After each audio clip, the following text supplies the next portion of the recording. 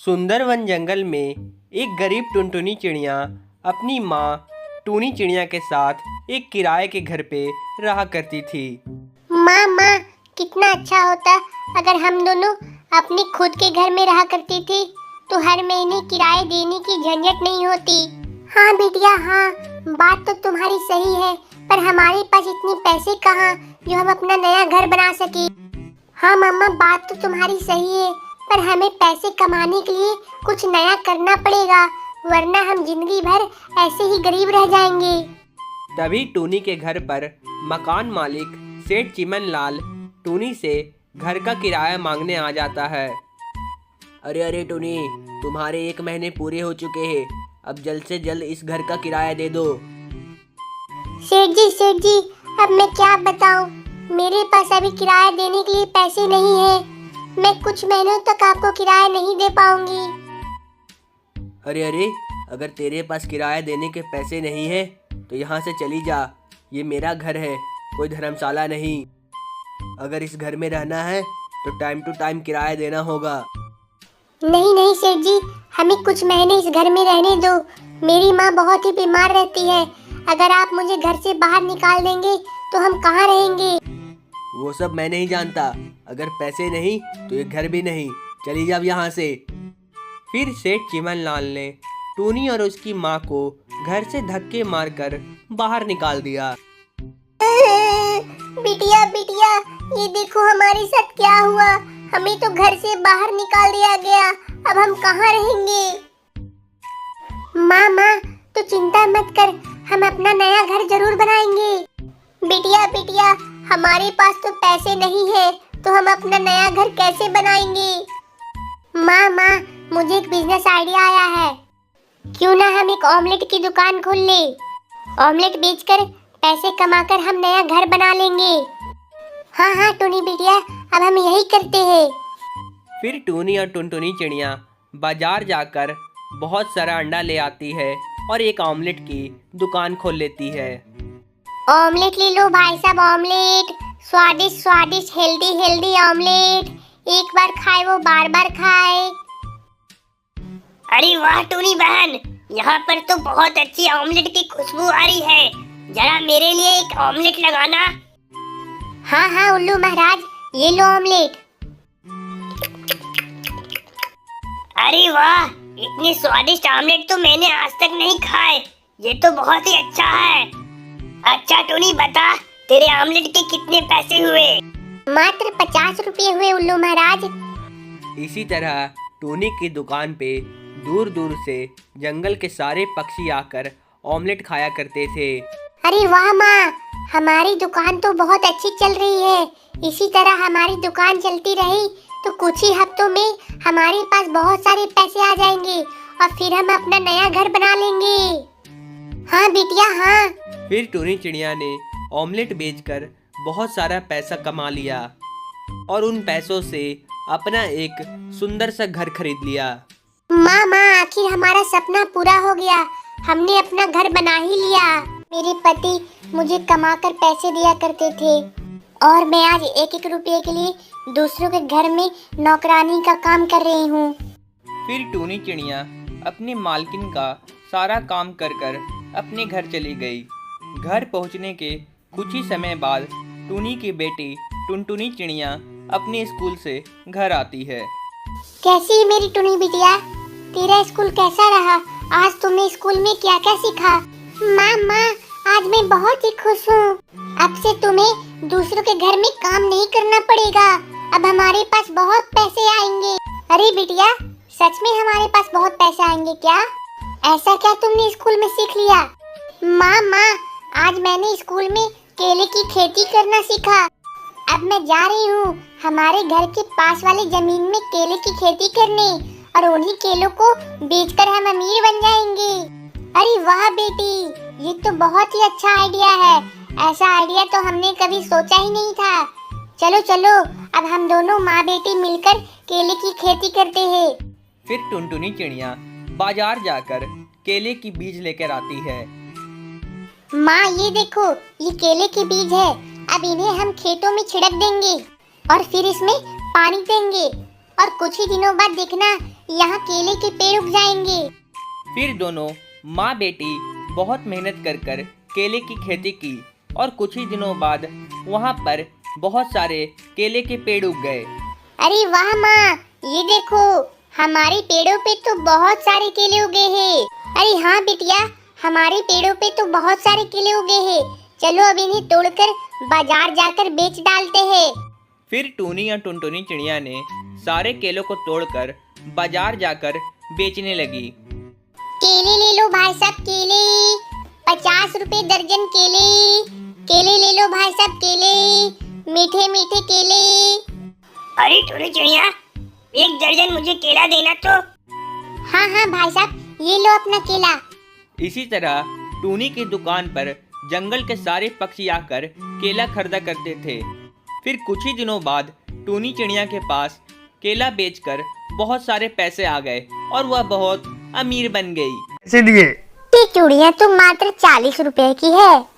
ओहो, तो एक काम कर, मेरी पत्नी के लिए तू एक चूड़ी दे दे। इसी तरह टूनी चिड़िया का बिजनेस बहुत ही अच्छा चल रहा था।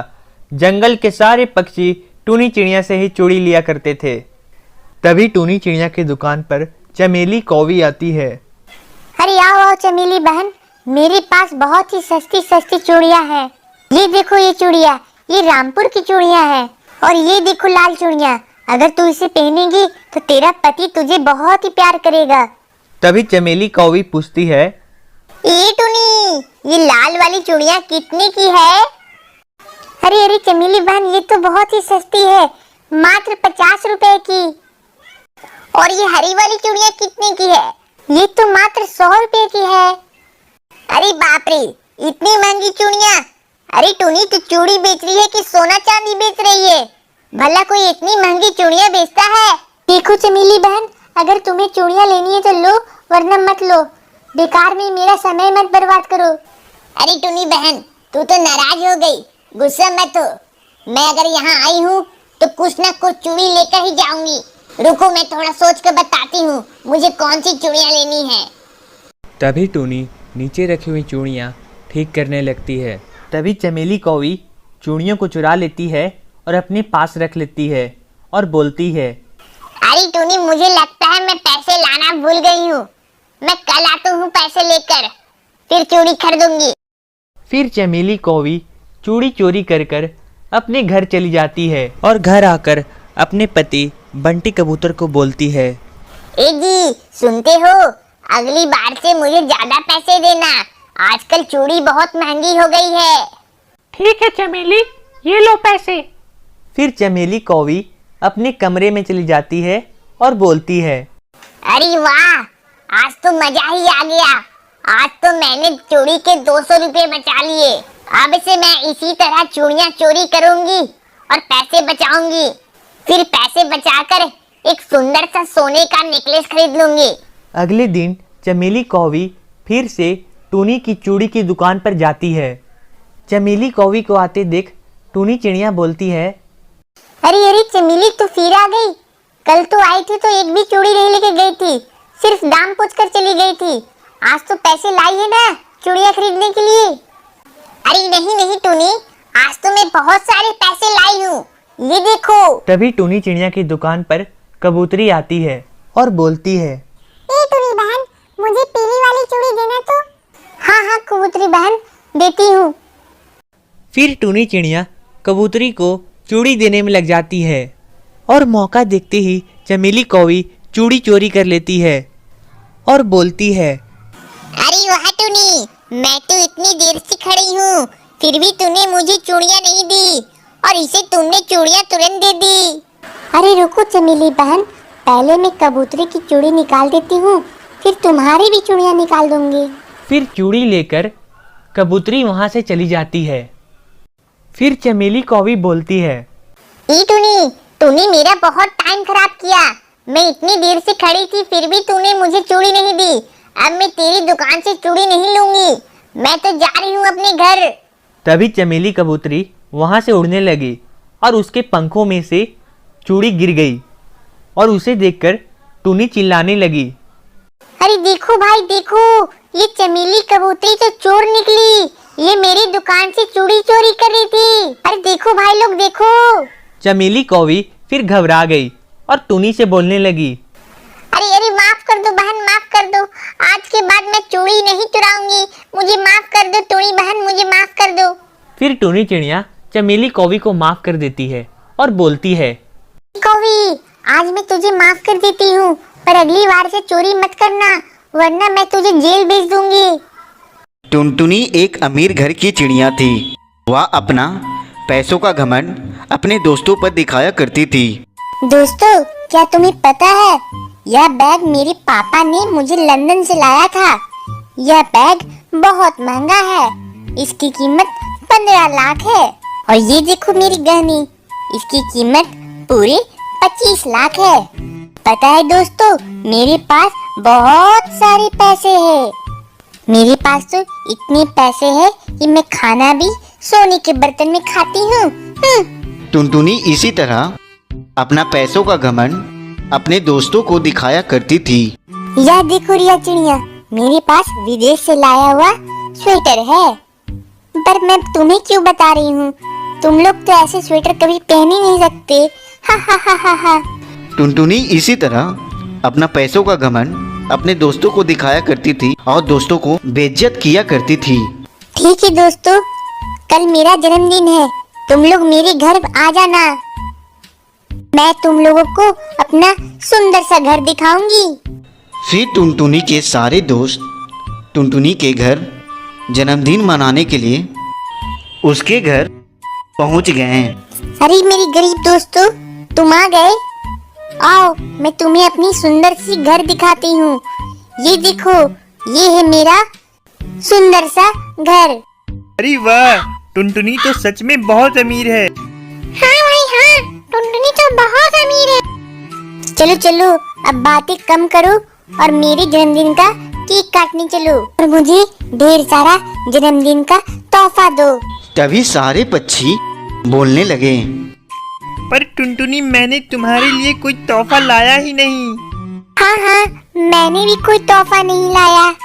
मैं तो बहुत ही गरीब चिड़िया हूँ, मैं कहाँ से तुम्हारे लिए तोहफा लेके आऊंगी। तभी टूनी को गुस्सा आ गया। जी, तुम सब कितने गंदे पक्षी हो, बर्थडे में भी आते हो और तोहफा भी नहीं लाते हो। तुम गरीब पक्षियों को तो मुझे बुलाना ही नहीं चाहिए था।